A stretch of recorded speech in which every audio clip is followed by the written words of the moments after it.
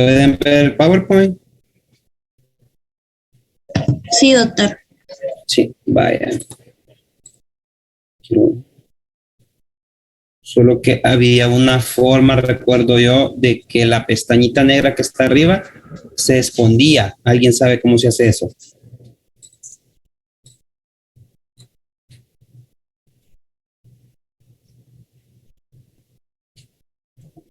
Ahí le aparece la opción de minimizar en la esquina, doctor. En la esquina.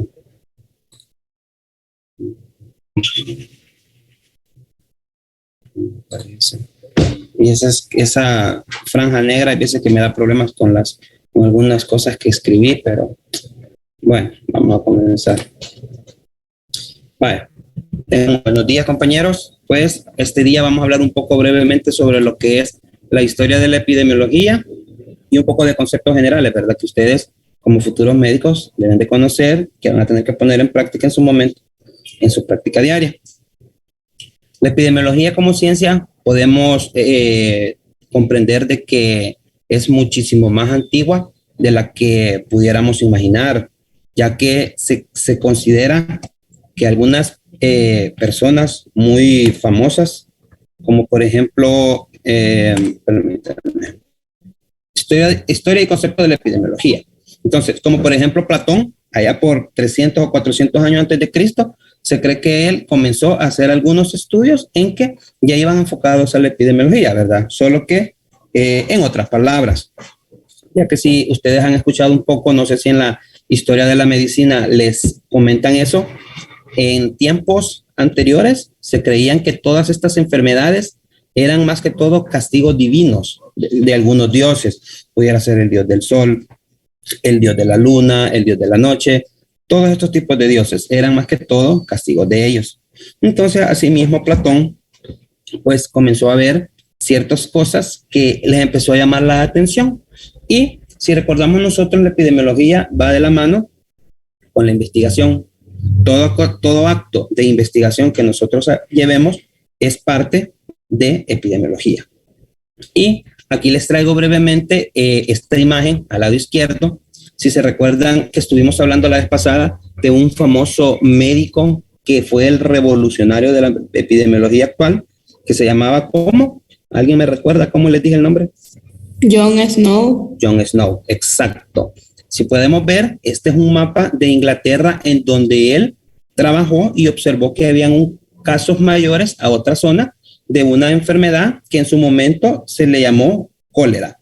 Entonces, este es el distrito de Inglaterra en donde cual John Snow cerró el chorro y observó que pues habían disminuido bastante los casos de diarrea.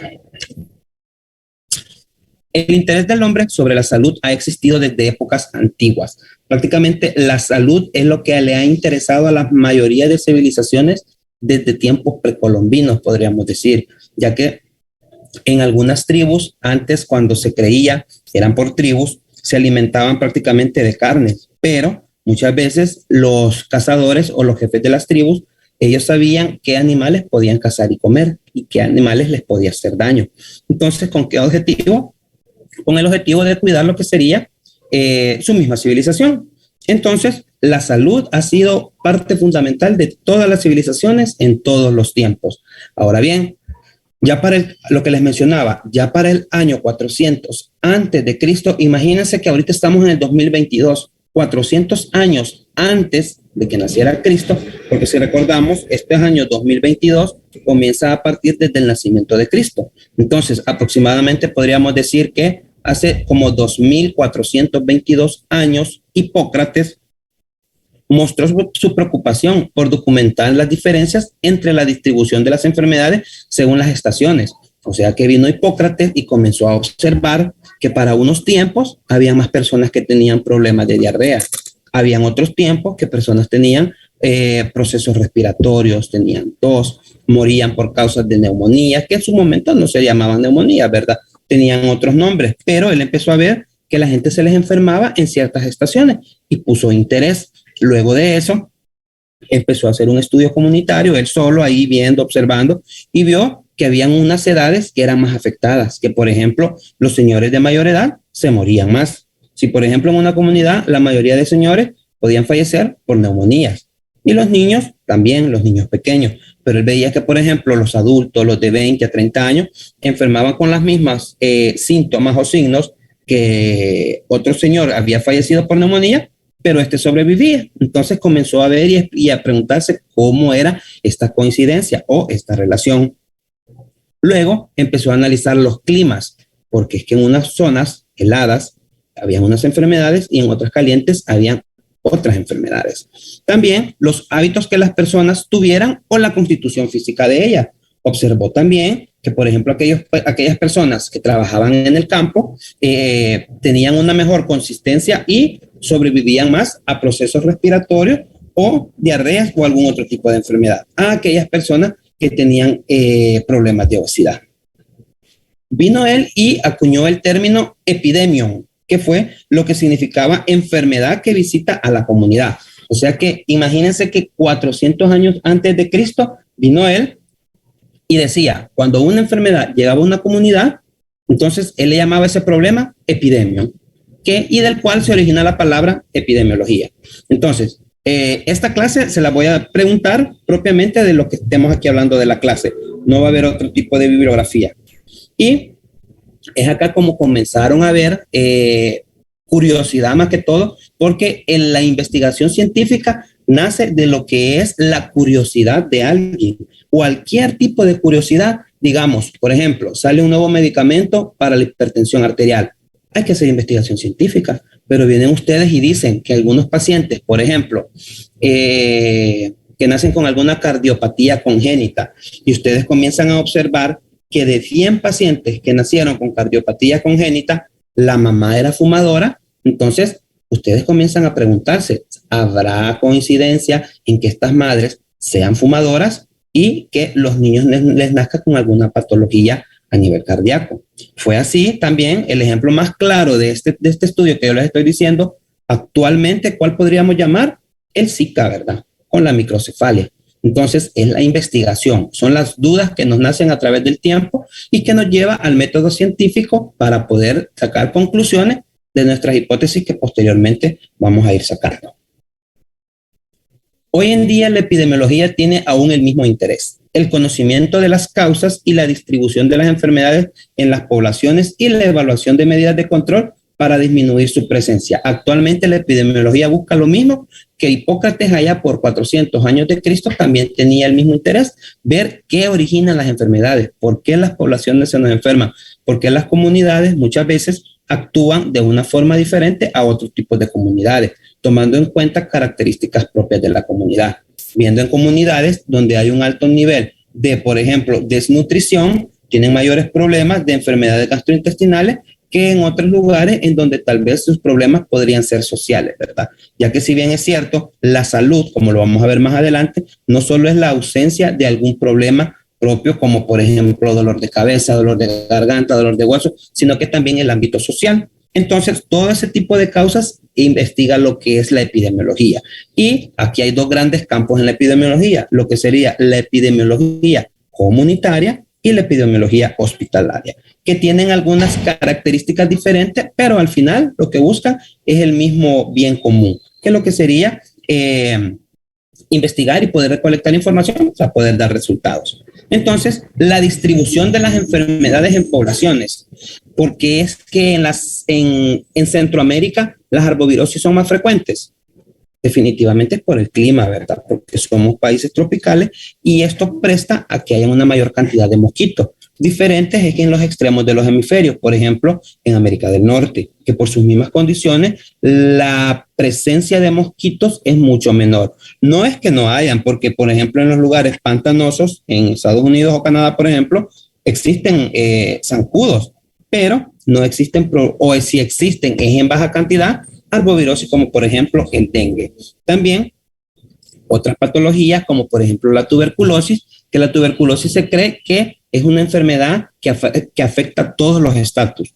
Es una enfermedad que afecta a ricos, a pobres, desnutridos, pero ¿cuál es la gran cualidad de la tuberculosis? Que se puede aislar en aquellas personas y tener una tuberculosis latente y tenerla por mucho tiempo y llegar a producir síntomas cuando el paciente presenta alguna disminución en su sistema inmunológico en cualquier etapa de la vida. Se cree que la gran mayoría de empleados de salud tenemos lo que es la bacteria de la tuberculosis latente en nuestro sistema pulmonar, que con el paso del tiempo o algún problema inmunológico podemos llegar a desarrollar la enfermedad propiamente en sí.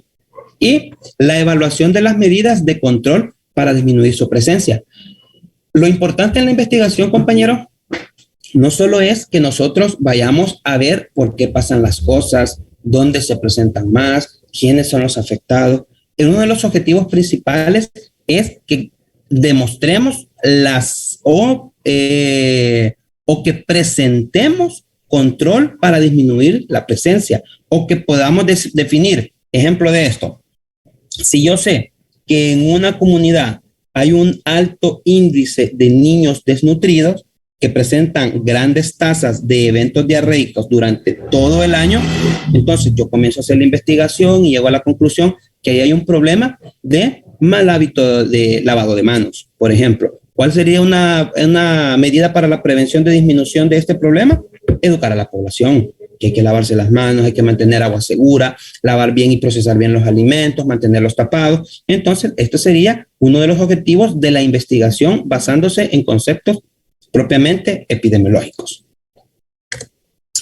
Ahora, de las épocas iniciales de la epidemiología pueden mencionarse ejemplos notables, como la actuación de John Snow en Londres hacia 1850, lo que les mencionaba sobre la aparición del cólera. Entonces, aquí hay observaciones y acciones que apoyaron el desarrollo de la teoría de la contagiosidad de las enfermedades. Entonces, este proceso sirvió para que comenzaran a preguntarse los grandes investigadores que cómo es que la gente se enfermaba, cómo es que se contagiaban unos de otros, cómo es que estas enfermedades se pasaban tan fácilmente entre algunas poblaciones, entre algunas comunidades, y llegaron al bien en común en que el mayor problema de esta comunidad había sido el chorro público, que estaba contaminado.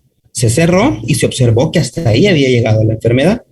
Entonces, ahí comenzaron a haber teorías, porque muchas veces las investigaciones no nos dan resultados exactos, pero sí nos dan lo que sería teoría de ciertas respuestas.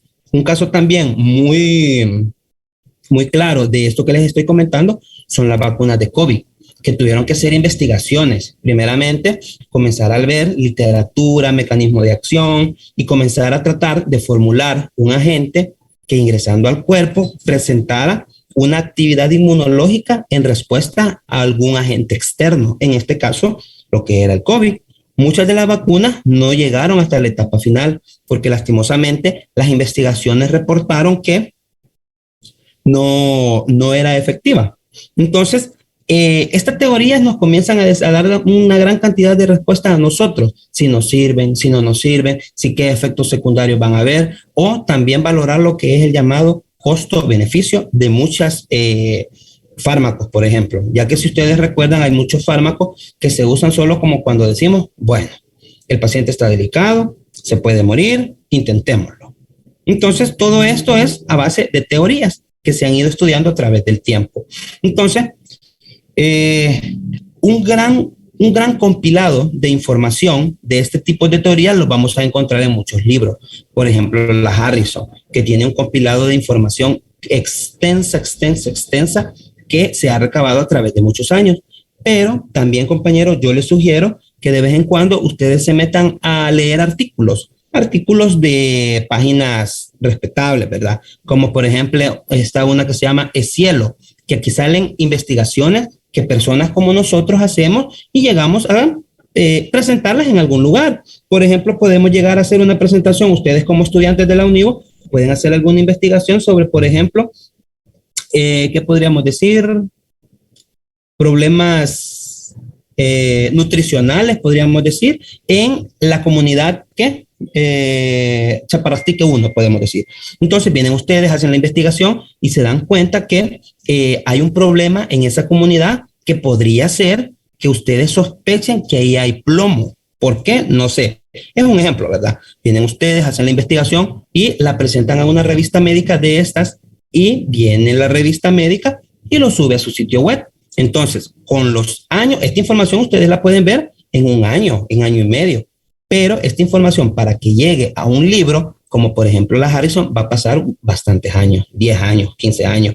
¿O no han notado ustedes que en algunos capítulos, como por ejemplo la pediatría de Nelson, cuando ustedes terminan de leer el capítulo dicen bibliografía y comienzan una gran cantidad de bibliografía?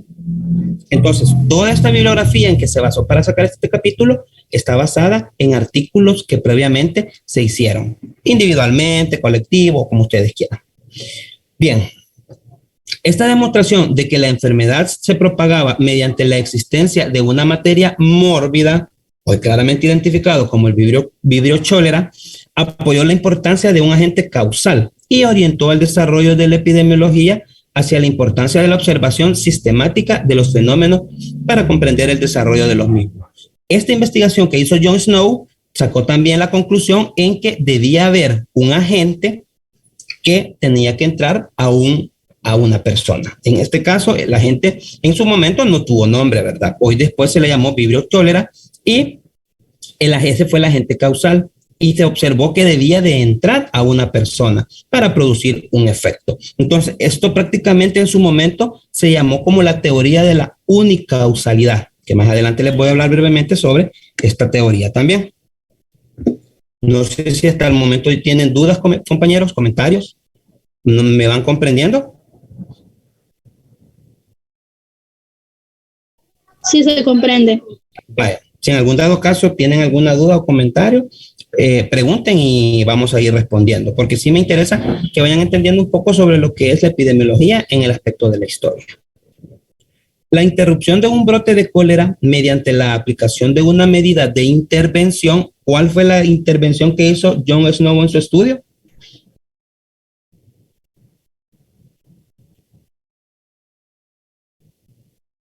¿La? Inhabilitar el chorro público. Exacto, exacto. Imagínense qué sencillo lo que él hizo. Pero si nunca hubiera habido alguien que se siente a preguntarse el porqué de esto en alguna comunidad, hubieran seguido las muertes, hubieran seguido los contagios, y tal vez nos puede parecer hasta chistoso en decir cerrar un chorro público. Pero si lo vemos desde el punto de vista en que en ese momento nadie conocía nada, entonces esta fue una gran idea que a alguien se le ocurrió. Cerrar un chorro y disminuir las muertes por un problema gastrointestinal que para entonces no había cura. ¿Cuál es la cura de la diarrea por cólera, compañero? ¿O por qué es que se mueren las personas de cólera? Por deshidratación. Exacto, exacto. Entonces, prácticamente el mayor problema es la deshidratación en estos pacientes. Y esto también se descubrió a través de la investigación. Así como, por ejemplo, los tratamientos para las enfermedades. Por ejemplo, el enalapril. Para que el enalapril haya salido y se considere un medicamento bastante seguro y óptimo de primera línea para la hipertensión, tuvieron que pasar muchos años, muchas investigaciones, para que al fin pudiera venir un país y decir, ok, autorizo a que se use enalapril para ciertas enfermedades. Entonces, vienen otros países y dicen, bueno, como tal los países lo ha aprobado, voy a ver yo en qué se han basado ellos y voy a ver si lo apruebo. Y así, caso de esto, en la actualidad, las vacunas de COVID. Si ustedes recuerdan, cuando el auge de las vacunas de COVID, todos o la gran mayoría de nosotros los que trabajamos en hospitales estábamos pendientes de que Estados Unidos aprobara la primera vacuna para COVID, que se llamó ¿cómo, compañero? La primera vacuna de COVID que salió autorizada en Estados Unidos. No fue la de Johnson Johnson. Pfizer fue. Y después salió la de Johnson Johnson y después Moderna. Entonces, ¿cuántos de ustedes están vacunados para COVID? Hablando de eso. ¿Estarán todos? Este es un tema aparte, ¿verdad? De la clase, pero... Sí, va. Espero que sí, porque si bien es cierto, la vacuna no cura, pero sí previene formas graves, ¿verdad? Entonces, ahorita, compañeros, esto del COVID está bien complicado. Solo para que se hagan una idea, nosotros actualmente en el hospital tomamos de 20 a 30 pruebas diarias. De diciembre, todavía unos primeros días de enero, buscábamos los positivos en las tablas que mandábamos, los pacientes que mandábamos. Y en estos últimos días buscamos solo los negativos, porque de 25, 20, 23 están saliendo positivos. Entonces hay que cuidarse, ¿verdad? Bueno, continuando con la clase, el retirar la manija de la bomba de agua en una fuente pública llevó a la demostración empírica de la eficacia de las intervenciones en salud pública. Nosotros podemos hacer muchas ocasiones actividades o demostraciones empíricas. ¿Qué significan empíricas? Que tal vez no están debidamente investigadas, pero si nosotros hemos observado que sí son efectivas, o también denominado el famoso concepto de medicina basada en evidencia. Podría ser una forma empírica. Entonces, se observó y se vieron que eran intervenciones propias de salud pública, que lo que es salud pública y epidemiología siempre van a ir trabajando de la mano. Entonces, continuando, les mencionaba, se creó el modelo unicausal en ese momento, que las técnicas y métodos para utilizar la epidemiología para adelantar su trabajo comenzaron a desarrollarse, como ya se mencionó, a finales del siglo XVIII, para ahí de 1850, y surgieron con la búsqueda de una causa única que explicara la aparición de cada enfermedad. Vino John Snow y dijo, vaya, entonces, para que una persona se enferme debe haber un agente causal. En el caso que yo vi, algo tenía el agua que enfermaba a la gente. Entonces se creó el modelo unicausal, un agente, una persona, y ahí se daba la enfermedad. Entonces, en la imagen que les traigo ahí, les puedo mostrar que hay una persona y hay un agente patógeno, que en su momento se creía que eso era lo único que se necesitaba para que una persona estuviera. Si está el agente, está la persona y va a estar la enfermedad. El modelo unicausal. La idea de una causa específica y única prevaleció y la investigación avanzó importantemente en la consecuencia de esa causa específica para cada enfermedad. O sea, comenzaron a creer un poco más sobre que no eran castigos divinos, ¿verdad? Sino que sí había alguien o algo que hacía que una persona se enfermara. Esta explicación, sin embargo, fue rápidamente rechazada como completa, pues desde 1840, Louis Villerme en Francia y Rudolf Virchow en Alemania y William Farr en Inglaterra habían observado y documentado diferencias notorias en la presencia de enfermedades y de la expectativa de vida entre diferentes poblaciones. O sea, viene John Snow y dice, debe de haber un agente causal y debe de haber una persona para que se dé la enfermedad. Punto. Vienen estos otros médicos investigadores y dicen, no, fíjate que yo he notado que debe de haber un agente causal, un agente patógeno, pero yo he visto que en unas poblaciones las personas no se nos están enfermando. Entonces, ¿qué pasa? Porque en unas zonas sí se nos enferman a pesar de la presencia de un agente y en otras zonas no. Entonces, y dijeron, el modelo unicausal no está concluso. Hay que seguir investigando para poder sacar una teoría más exacta. Entonces, concluyendo que no solo la presencia de un agente causal específico, sino también las desigualdades sociales en el modelo de vida urbano, industrializado y la degradación del medio ambiente contribuían importante en la generación de las enfermedades. Entonces vinieron ellos y dijeron, debe haber vida urbana, pueden haber factores industrializados, puede haber también factores ambientales que van a contribuir importante en la generación de las enfermedades. Entonces el modelo unicausal fue dejando a un lado y vino alguien y creó lo que sería el modelo multicausal. Ahí sí en donde decían que deben de haber ciertos factores que acompañen a otros agentes causales para que una persona se pudiera enfermar, como por ejemplo la diabetes. ¿Cuál es uno de los factores de riesgo para diabetes? Que sea obeso, antecedentes de diabetes mellitus, se cree que también la prematura está en cierto grado asociado, ingesta rica en carbohidratos. ¿Qué más? ¿Otro factor de riesgo para ser diabético, compañeros? Ingesta solamente de azúcares. Ingesta solo de azúcares, rica en azúcares. ¿Qué otra? El sedentarismo. Sedentarismo. ¿Qué otra?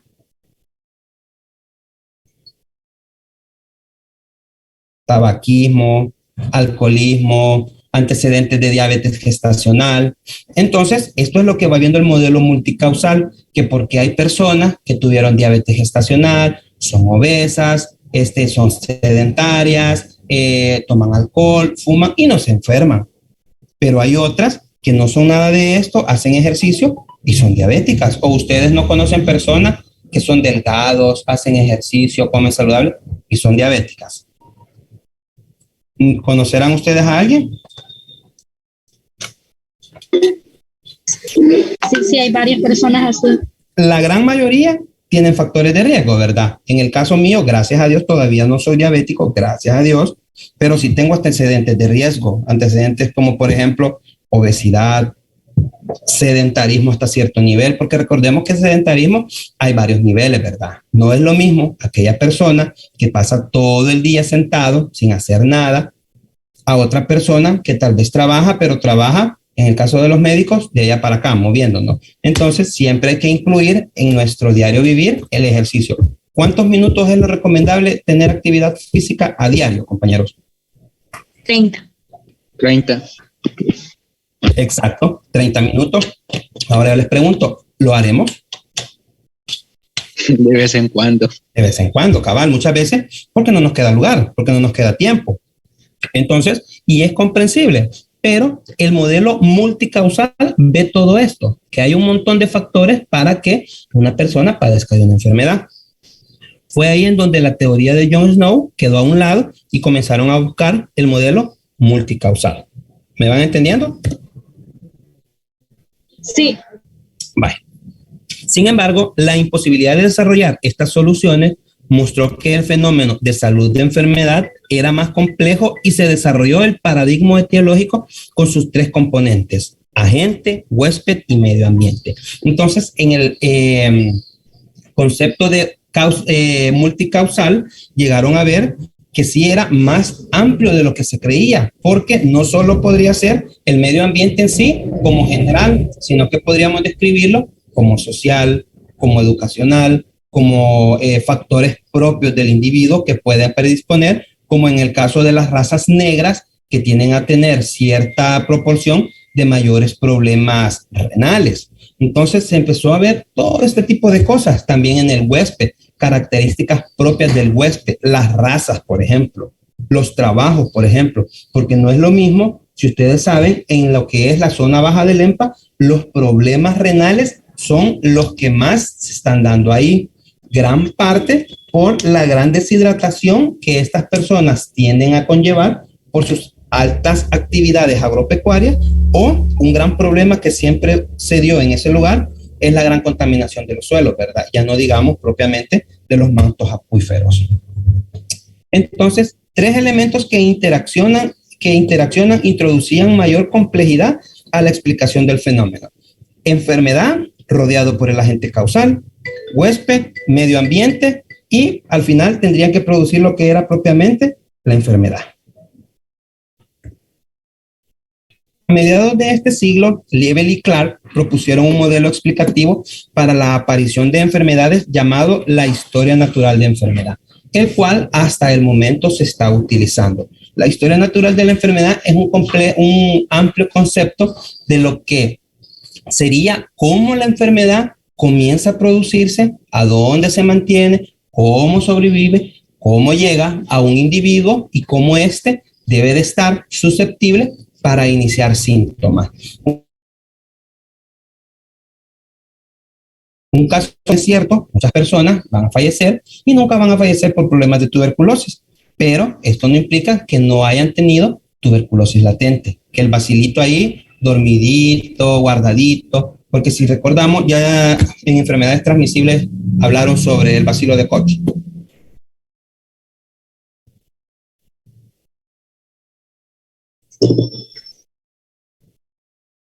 Hola.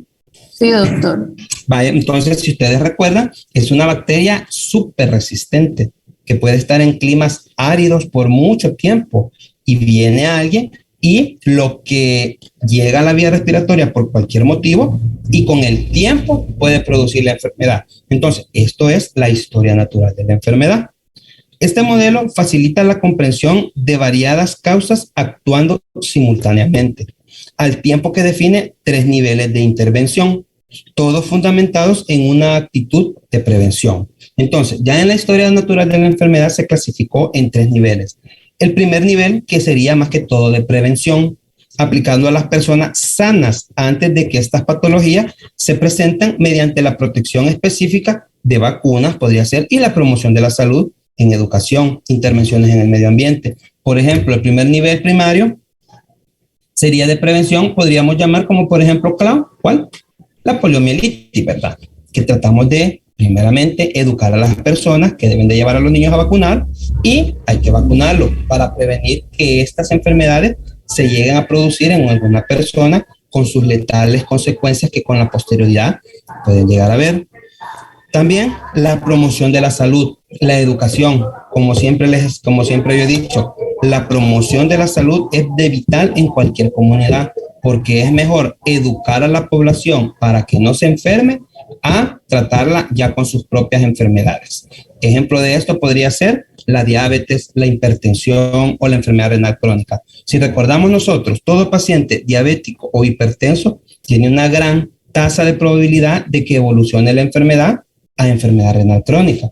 Pero si nosotros comenzamos a trabajar en las bases para que esta comunidad no nos enferme de diabetes, ¿no creen que sería mucho mejor y mucho más barato educar a las personas para el consumo adecuado de sal, el consumo adecuado del tabaco, del alcohol, el ejercicio, la dieta, a tratar ya de verle las complicaciones como diabetes, hipertensión, ya propiamente en las unidades de salud o las complicaciones más graves, como por ejemplo amputaciones de pie en pacientes diabéticos en los hospitales o alguna nefropatía diabética? Entonces, la promoción de la salud debe de ser de vital importancia y esto también va a ser un tema de hablar cuando ustedes lleven una materia que se llama medicina de la comunidad, que ahí también la educación a la comunidad va a ser de vital importancia. No sé si ustedes van a la comunidad ahorita a hacer actividades o no. No. No. Vale. Me imagino que en su momento los van a llevar a la comunidad. Nosotros en la nacional nos daban comunitarias. Esas comunitarias nosotros hasta nos complicaba bastante nuestro diario vivir porque para comenzar eran 12 materias, comunitarias de la 1 a la 12. Y en la mayoría íbamos a la comunidad. En su momento se dejó de ir por los problemas de la delincuencia, ¿verdad? Pero sí acá nosotros nuestras actividades propias al ir a la comunidad era prácticamente la educación a la salud, la promoción de la salud. Nosotros llegábamos, nos reuníamos con los líderes, les dábamos charlas, tratábamos de buscar arbovirosis, tratábamos de buscar pacientes que no estaban, controles prenatales, embarazadas, de recién nacidos y tratábamos de solucionar algunos problemas que se daban en la comunidad. Entonces, podría ser que en su momento les ayudó bastante, ¿verdad? Pero como los tiempos cambian y actualmente creo que ya no están yendo tampoco. Pero ahí sí va a ser obligación de ustedes cuando lleguen a una unidad de salud, ya en su año social, a llegar a hacer lo que es la promoción en la salud. Y se van a acordar que van a tener que tener club de jóvenes, club de enfermedades crónicas, mujeres embarazadas y así, un montón de clubes que el principal objetivo va a ser la educación y la promoción en la salud e intervenciones en el medio ambiente, como por ejemplo, ¿cuál? Van a tener que salir a hacer actividades de vacunas antirrábicas. Van a tener que salir a buscar depósitos de larvas para zancudo. Van a tener que ir a buscar lugares donde haya ratas, por ejemplo, que haya un montón de ratas viviendo y así, un montón de actividades que sean en bien del medio ambiente. Bueno, continuando, en el nivel secundario de prevención a través de la atención a los enfermos, mediante la búsqueda temprana de los diagnósticos y la implementación de una terapia adecuada y oportuna. Viene este paciente de la comunidad, él estaba educado, él sabía bastante sobre cómo prevenir sus enfermedades, pero en la historia natural de la enfermedad llegó un momento en que este paciente se tiene que enfermar. Por A o B motivo se tiene que enfermar. Tal vez por algún descuido, alguna patología externa, cualquier cosa. Si ustedes recuerdan, la diabetes tiene un montón de causas para poder presentar a una hiperglicemia. Entonces, a pesar de todo esto, viene y el paciente se nos hace diabético. Aquí este paciente ya entra en el nivel secundario de prevención y ¿qué nos toca? Implementación de una terapia adecuada y oportuna. Bueno, este paciente es diabético, lo diagnosticamos por primera vez y le iniciamos lo que sería sus hipoglicemiantes orales, siempre y cuando lo ameriten, ¿verdad? Entonces, hay que hacer con este paciente una educación también. O sea, a pesar de que ella es diabético, no solo nos vamos a enfatizar en la patología en sí, sino que también en la educación. Ejemplo de ello es, actualmente se está llevando un programa que se llama Medicina de Salud, en la cual se están haciendo grupos a niveles comunitarios, en donde una vez a la semana, una vez al mes, se reúnen un grupo de estas personas que están enfermas con alguna enfermedad transmisible no priorizada y se les invita a que lleguen al club. En este club se les da educación y también tiene una parte en donde se les pone a hacer ejercicio. Se ha llegado a la conclusión que hay pacientes que, por ejemplo, toman 4 medicamentos para la presión y con los meses van viendo que ese paciente deja 2 antihipertensivos. Entonces, esto es de gran beneficio, 1, para el ministerio y 2, para la población, porque creen ustedes que no ha de ser tedioso estar tomando 4 medicamentos al día. A cualquiera incomoda estar tomando más de 2 o 3 medicamentos. Actualmente hay personas que toman 3, 4, 5, 6, 7 medicamentos. Son hipertensas, son diabéticas, son hipotiroideas, son renales aparte de eso. Entonces, que le quitaran 2 o 3 medicinas, eso es una gran ayuda. Y eso es a través de una terapia adecuada y oportuna, porque siempre debemos de tratar de darle educación al paciente para que trate de que las complicaciones o la enfermedad no evolucione a etapas más graves. En el caso de la enfermedad renal crónica, nos llega un paciente, lo diagnosticamos como enfermedad renal crónica etapa 1. Con el tiempo nos evoluciona a nivel 2. Nos evoluciona con el tiempo, le empezamos a darle educación, le cambiamos los medicamentos, el paciente nos empieza a mejorar, pero el paciente no llega a la etapa 3A. Entonces, en la 3A, como todavía es de primer nivel de atención, continuamos con la educación continua y llega un momento en que este paciente se mantiene estable y lo mantenemos mucho tiempo, 10, 15, 20 años en etapa renal crónica 3A. Viene el paciente, en su momento fallece por algún accidente de tránsito. El paciente no falleció por la enfermedad, murió por una causa externa. Entonces, ¿pero qué significa? Que la enfermedad no evolucionó. La historia natural de la enfermedad llegó hasta un momento. Logramos romper lo que es un eslabón de la enfermedad. Entonces, caso contrario es que nos llega un paciente al mes, enfermedad renal crónica etapa 2. A los 3 meses llega con la creatinina, hacemos la fórmula, nos llega en etapa nivel 3B. Lo referimos al hospital, en el hospital lo tienen en control y resulta que al año nos damos cuenta que este paciente ya está con diálisis. Entonces, podría ser también que el paciente no cumplió su tratamiento o algún factor externo que hizo que la enfermedad evolucionara a etapas terminales. Y lo que dice el nivel 3º de prevención, cuando ya la patología establece secuelas a través de la rehabilitación temprana y eficaz.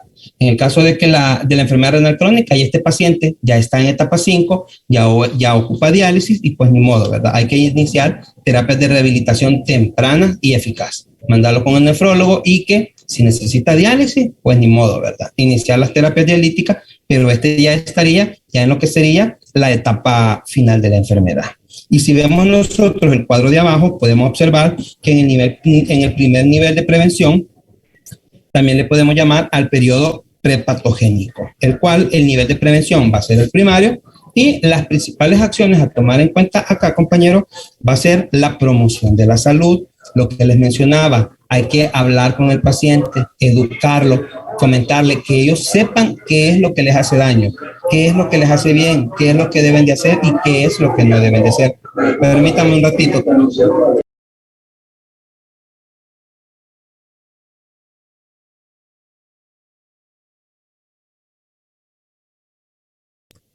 Ahí me disculpan que vivo a la orilla de una calle principal y ahorita iba uno de los señores que andan comprando hierro. Vaya. Entonces, la promoción en la salud es un área muy importante en todos los sistemas de salud, porque lo que buscamos en esta promoción de la salud es que la gente no se nos enferme. Y si de 100 personas que le damos promoción de la salud se nos enferman 5, pues es un gran logro para la comunidad, para el sistema en sí y para nosotros como profesionales médicos también. Y una protección específica. Por ejemplo, podemos a las embarazadas que tuvieron diabetes gestacional, estarla chequeando de vez en cuando, cada 6 meses, cada 1 año, verles el IMC, usar las medidas antropométricas, tratar de que esta paciente no se nos vuelva, primeramente, a embarazar durante mucho tiempo. Y en segundo lugar, que tenga actividades que no le vayan a producir riesgo a desarrollar lo que sería propiamente la diabetes mellitus. Y después del periodo prepatogénico, hay un lugar muy importante que se llama horizonte clínico.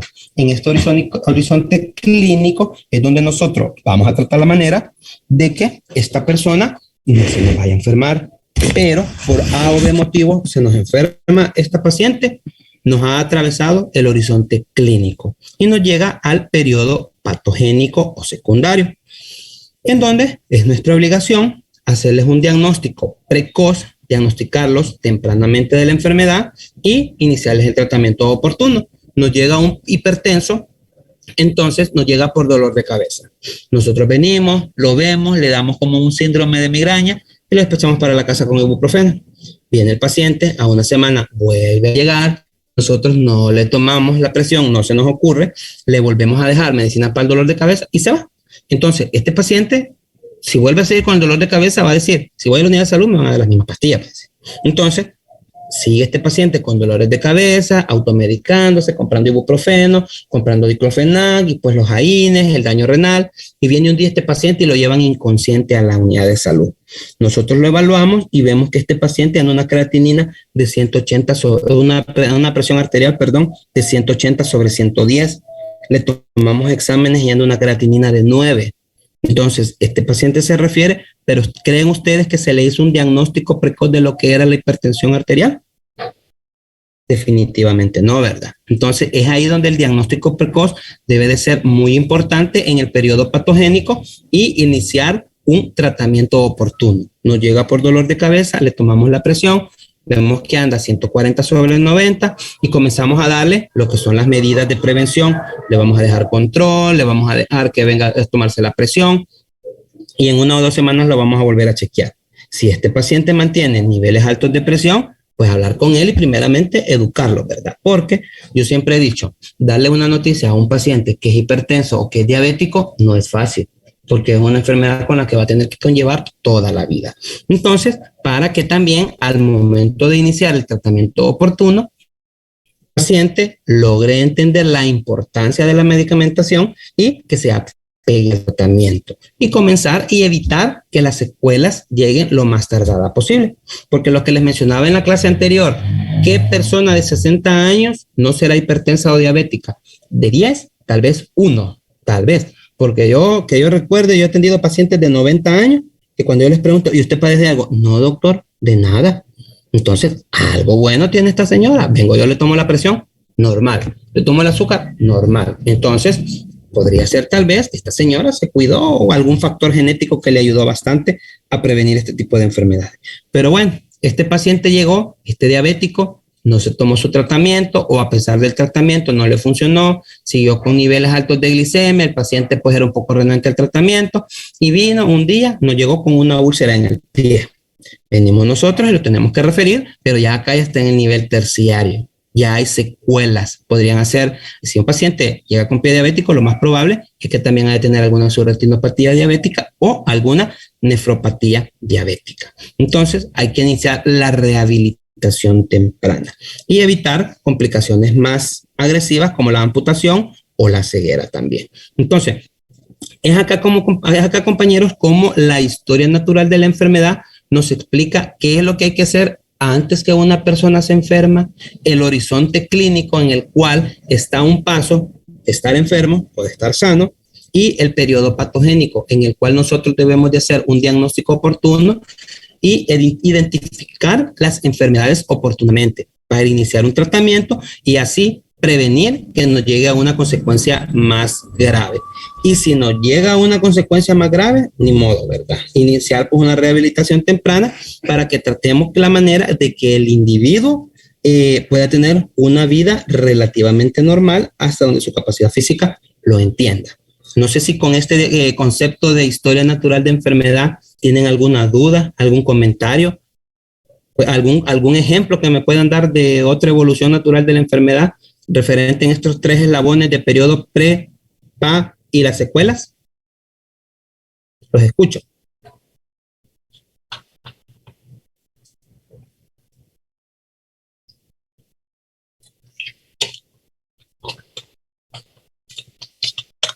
Hola. No tengan miedo a equivocarse. Aquí todos estamos aprendiendo, pero sí me interesa que tengan claro lo que es la historia natural de la enfermedad, porque esto lo van a ver durante toda la carrera. Van a hablar siempre de la historia natural de la enfermedad, de paludismo, de fiebre tifoidea, de tuberculosis, neumonías, diarreas. Todas estas enfermedades tienen una historia natural de la enfermedad, algunas parecidas a otras, pero cada una tiene sus características propias y sus diferencias propias que lo difieren de una a otra.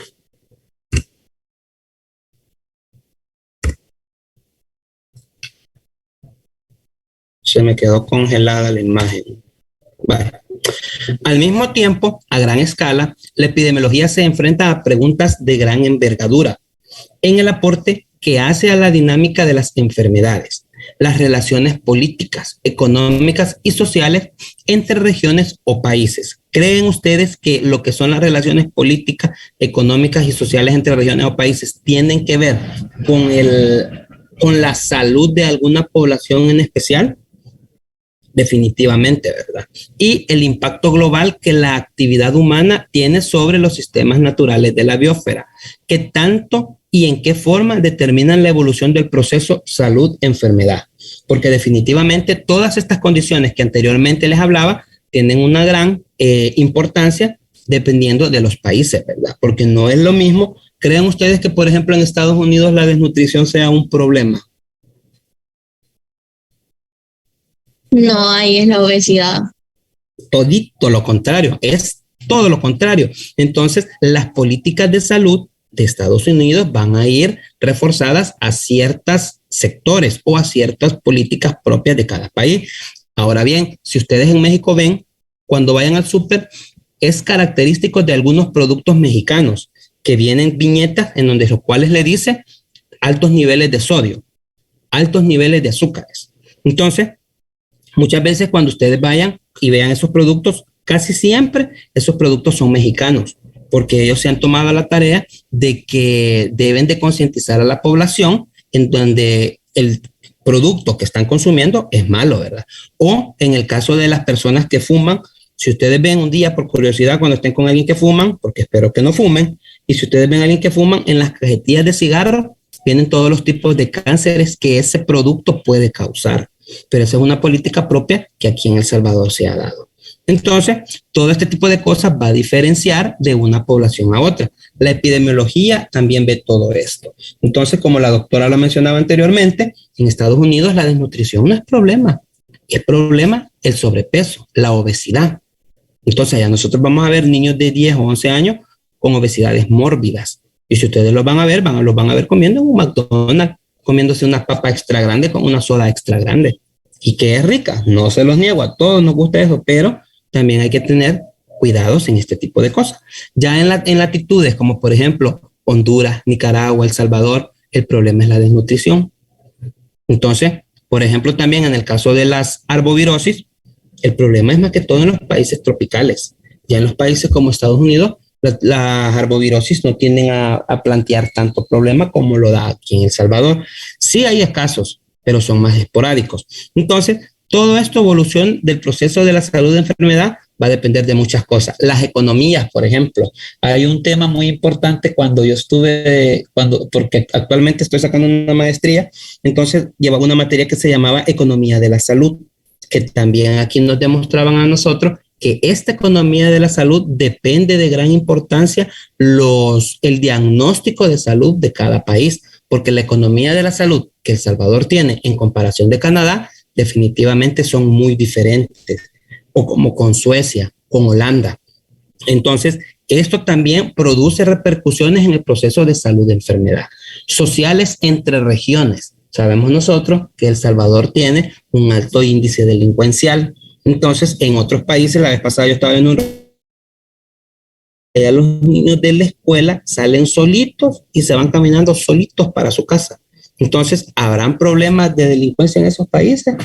Definitivamente no, ¿verdad? Entonces, acá en El Salvador, ¿cómo vamos a dejar que un niño de 10 o 11 años se venga solo de la escuela? Bien difícil. Ni que viviera a la par de la escuela, yo dejara que él se viniera solo, sino que lo mandara a traer con alguien. Entonces, entre regiones de América a Europa, hay una gran diferencia. Ya no digamos entre países, departamentos o regiones, ¿verdad? Y el impacto global que la actividad humana tiene sobre los sistemas de salud natural de la biosfera.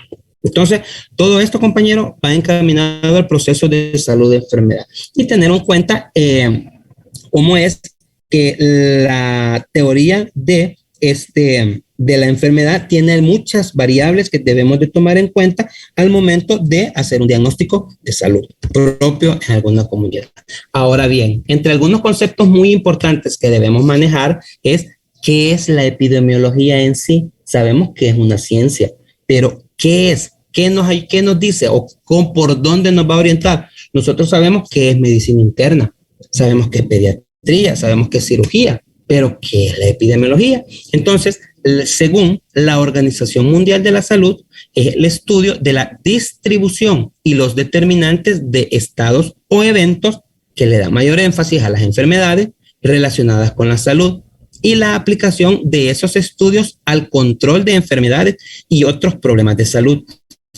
Entonces, la epidemiología trata de ver cómo está dividido, dónde es que hay más problemas, dónde es que hay más enfermedades, por qué el área A se enferma más que el área B, por qué es que la edad B se enferma más que la edad C. Entonces, la epidemiología busca todo este tipo de cosas, estados o eventos. En el caso del COVID, el COVID ha venido a darle una importancia exagerada a lo que es la epidemiología, porque la última pandemia que tuvo la humanidad sobre un proceso respiratorio fue en la gripe española, allá por 1920, en donde la investigación, las medidas de bioseguridad, pues estaban muy escasas, ¿verdad? Ya a través de los años y para el 2020 estamos un poco más avanzados, pero aún así lo que es una enfermedad como el COVID nos ha venido a dar bastante problemas y la epidemiología ahí ha estado de la mano. Entonces, no sé si ustedes también se recuerdan de los famosos cercos comunitarios que se plantearon en su momento.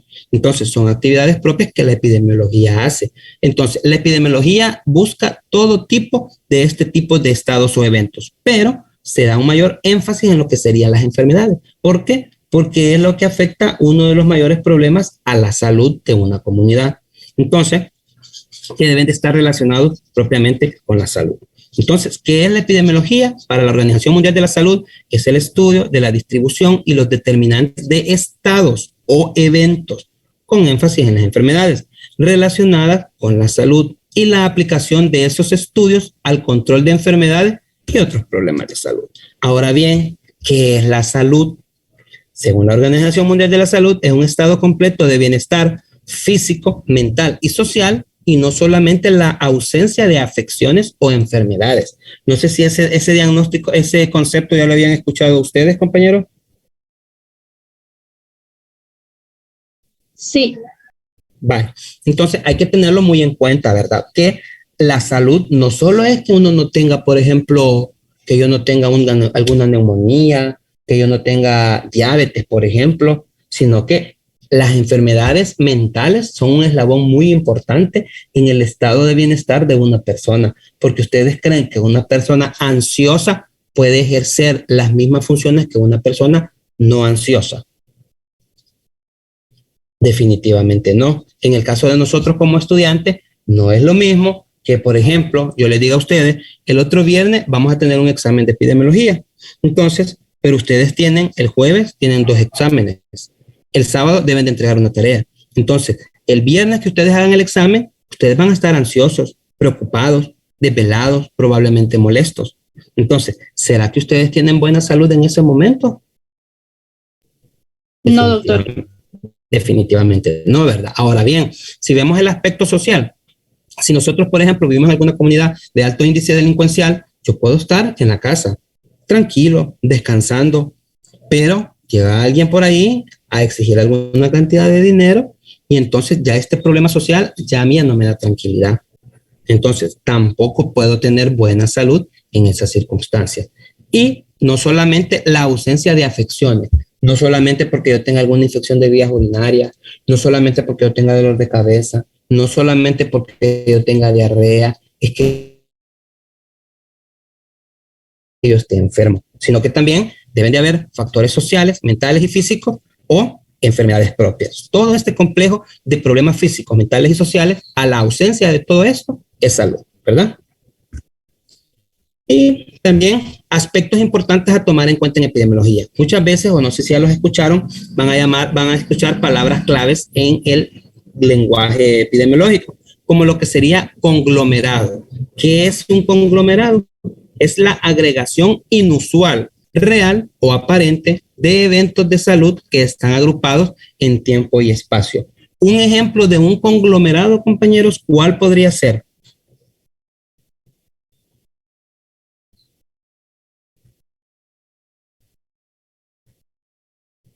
No nos equivoquemos, no tengan miedo de equivocarse, perdón. Si se equivocan, aquí vamos a aprender. No sería como, digamos, cuando juega en la selecta, en el estadio no es un conglomerado. Podría ser ahí, cabal, ese es un conglomerado. Otro ejemplo, El carnaval. el carnaval, otro conglomerado. Pero ahora hablando ya propiamente de un conglomerado de alguna enfermedad propia, ¿cuál podría ser? Doctor, no podría referirse, bueno, pueda que me equivoque, No se pero preocupe. a la aparición, por ejemplo, de las diferentes, en el caso del COVID, ¿verdad? De las Ajá. diferentes variables que han sido como eventos inusuales que han aportado pues a la enfermedad. Ahí sería un conglomerado, por ejemplo, si comenzamos a tener que alguna compañía de 20 pacientes, 20 personas que trabajan ahí, 10 salieron enfermos. Entonces a COVID, ahí sí sería un conglomerado, porque es un número inusual en los casos que nosotros ahí tenemos. Entonces, como por ejemplo, si nosotros sabemos que a diario estamos teniendo 3, 4, 5, 6 casos de sospechas de dengue en Usulután, pero viene un día y tenemos, por ejemplo, 20 que estaban juntitos ahí, en la misma comunidad. Ese es un conglomerado que hubo en un tiempo y espacio. ¿En cuándo? La semana 3 de semana epidemiológica. Entonces, y tuvimos estos 10 casos de esa semana epidemiológica en el municipio de Usulután. Ese es un conglomerado. Ya saben ustedes cuántas semanas epidemiológicas tenemos en el año.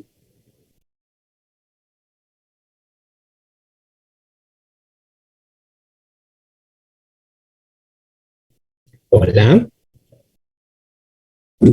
52. 52, exacto.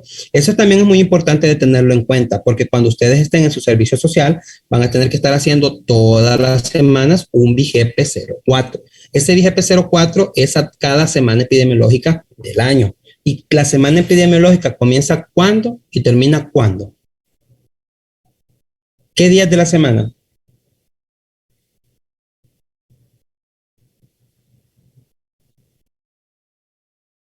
No tengan miedo, no tengan miedo.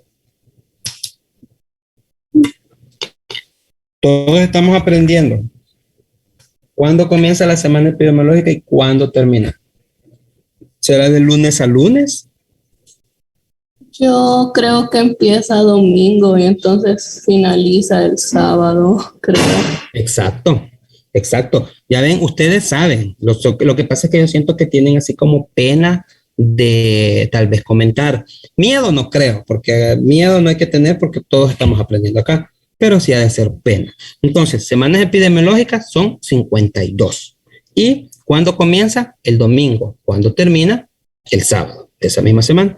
Entonces, esto nos ayuda a nosotros a más o menos poder describir qué es un conglomerado. Ahora bien, ¿qué es un brote? Es el aumento inusual en el número de casos relacionados epidemiológicamente de aparición súbita y diseminación localizada en un espacio específico. Un ejemplo claro de un brote es, por ejemplo, en la unidad de cuidados intensivos del Hospital San Juan de Dios de San Miguel. Tenemos 8 pacientes ingresados. Vienen un día y 3 comienzan con problemas respiratorios. Venimos nosotros y le tomamos a todos ellos lo que sería la prueba de COVID y resulta que los 8 están positivos. Ese es un brote, porque fueron casos más esperados de lo que normalmente podríamos esperar. Entonces, el conglomerado es que se da un grupo en alguna zona pequeñita. Ya lo que es el brote es un área más grande y es un aumento mayor a lo que nosotros podemos tener normalmente. En el cambio, en el conglomerado no. En el conglomerado es que en un lugar no teníamos dengue, pero un día tenemos 5 casos de dengue. Vienen y nosotros decimos, entonces sí, es un conglomerado que se dio ahí, en esa comunidad. Pero el brote es en un área más grande, podríamos decir así, o en alguna patología más específica, como por ejemplo el COVID, o alguna bacteria multiresistente que, por ejemplo, en el Hospital San Juan de Dios de San Miguel tenemos E. coli resistente a ceftriaxona. Tenemos 3 o 4 al mes, pero si nosotros en un mes llegamos a tener 15 E. coli resistentes a ceftriaxona, ese ya es un brote. Y a la epidemia es la ocurrencia de casos de enfermedad u otros eventos de salud con una incidencia mayor a la esperada para una área geográfica y periodo determinado. Ejemplo de esto es, nosotros sabemos que todos los años va a haber dengue en El Salvador, todos los años. ¿Hasta cuándo es que se va a acabar el dengue? Hasta que se elimine el zancudo. ¿Cuándo vamos a acabar el zancudo? Está bien difícil. Entonces, la epidemia es cuando tenemos una incidencia mayor a la que esperamos. Yo como epidemiólogo espero que al mes hayan aproximadamente 20 casos de dengue en San Miguel, pero llega un momento en que llegamos a tener 50. El otro mes tenemos 40. El otro mes tenemos 60. Ya son extensiones geográficas más grandes que esto nos implica que ya es una epidemia propia. El número de casos que indican la presencia de una epidemia varía según el agente, el tamaño y el tipo de población expuesta. Nosotros lo podemos ver desde la comunidad, desde hospitalario, municipal, departamental y su experiencia previa o ausencia de exposición a la enfermedad y el lugar y tiempo de ocurrencia. Entonces, tienen algunas características propias. Ustedes pueden decir, pero casi todos se parecen. Sí, se pueden parecer un poco, pero cada quien tiene alguna característica que lo divide uno del otro. Y se ha dicho que la epidemiología es una ciencia de lo poblacional o colectivo, como la sociología. Entonces, la epidemiología se cree que es una ciencia como la psicología, sociología, filosofía, por ejemplo, pero construida desde el modo de las ciencias biológicas o naturales. Muchas veces la psicología, si no me equivoco, busca lo que es la conducta humana a través del pensamiento. Entonces, la epidemiología busca la conducta humana a través de la interacción en la comunidad. En este sentido, se describen 3 etapas o fases del método epidemiológico. Cuando ustedes se vayan a querer graduar, van a hacer una investigación y su investigación se va a basar en un método epidemiológico, que existen 3 grandes áreas. Lo que sería el descriptivo, hay estudios que son meramente descriptivos, en el cual hay una simple descripción de la distribución de los problemas o eventos de la salud en términos de frecuencia en diferentes poblaciones o en diferentes grupos de una misma población. Entonces, en el método descriptivo, yo voy a llegar, por ejemplo, a La Unión, al municipio de La Unión, y voy a ver cuántas personas mayores de 60 años son hipertensos y están tomando enalapril. Vengo yo y digo, bueno, entonces hay 70 personas y de estos toman 40. Las otras 30 personas no toman enalapril, pero comenzamos a describir, pero es porque están con médico privado, es porque están en el seguro. Entonces nosotros solo hacemos como una breve narrativa de lo que nosotros pudimos observar. Solo describimos lo que nosotros hemos visto. Viene el método analítico, que es un estudio diseñado especialmente para examinar la validez de la hipótesis formulada. Entonces, aquí sí es un estudio un poco más profundo en el cual yo veo y digo, pero estas 70 personas, hay unas que viven bien, que pagan su médico privado, pueden comprar sus medicamentos. Entonces, las hipótesis que yo hago es porque hay diferencias, porque hay diferentes niveles sociales, o porque a algunos les queda más cerca la unidad de salud, a otros les queda más cerca el seguro, o otros son familiares de médicos y el médico llega a la casa a verlo. Entonces, yo aquí describo y explico hipótesis formuladas adecuadamente. Y esta validez puede tener un comienzo de apoyo en nuevos estudios descriptivos. O sea que en el analítico yo puedo sacar otros futuros estudios descriptivos, que son los que son, podríamos decir, los más fáciles, por decir así, en los cuales se seleccionan los grupos a comparar con base en su conocida mayor o menor exposición al posible factor causal. Y viene lo que es el experimental, que estos métodos epidemiológicos, estos sí son un poquito más complicados, porque en el método experimental nosotros como investigador podemos manipular. Vamos a tener una parte manipulable y una parte no manipulable. Que a la parte manipulable, ejemplo, nosotros tenemos 10 niños en una comunidad y les vamos a empezar a dar, de estos 10 a 5, le vamos a dar zinc, una cucharadita cada día durante 3 meses. Y a los otros 5 no les vamos a dar nada. Entonces, nosotros vamos a observar, nosotros ya modificamos una parte de estos estudios. Entonces, a estos niños que comenzamos a darle zinc, podemos observar un ejemplo, ¿verdad? Que con el transcurrir de los días, estos niños no se enfermó ninguno de diarrea, ninguno. Y hubieron otros 5 que de los otros 5, 3 se enfermaron de diarrea. Entonces nosotros venimos y sacamos hipótesis también y decimos, al grupo que le dimos zinc, ninguno se enfermó. Al otro grupo que no le dimos zinc, 3 se enfermaron. Entonces nosotros como investigador podemos recomendar que la ingesta de zinc previa a la época lluviosa ayuda a las infecciones gastrointestinales.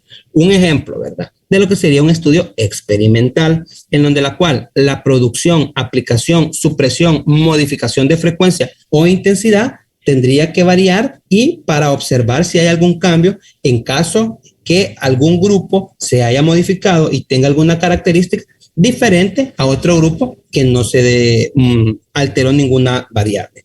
Entonces, de la supuesta causa y observación ulterior de los resultados que tal manipulación determina sobre el supuesto efecto. Lo que les mencionaba, nosotros vamos a observar que en el grupo que nosotros les dimos zinc a niños a 5 niños no se enfermaron y otros 5 niños sí se enfermaron. Entonces, otro ejemplo también que podemos tomar como método experimental son los que se han pasado con las vacunas de COVID, que para que estas vacunas de COVID salieran tuvieron que experimentar en seres humanos.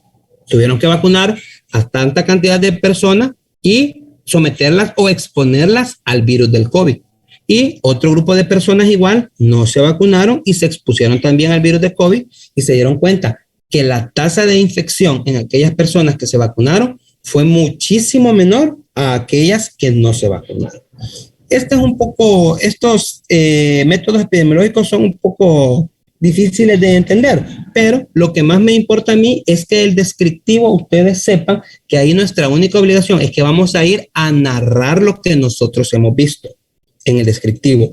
En el analítico, sí nosotros tenemos que sacar ciertas ideas o respuestas a través de lo que nosotros hemos visto y que de los analíticos podemos llegar a sacar algunos estudios descriptivos. Y ya el experimental, ese sí ya es bastante complicado porque nosotros debemos de tener ya ciertas cualidades específicas a los que vamos a someter a ciertos grupos. ¿Preguntas, compañeros, sobre esta clase? ¿Dudas, comentarios, algo que no les haya parecido?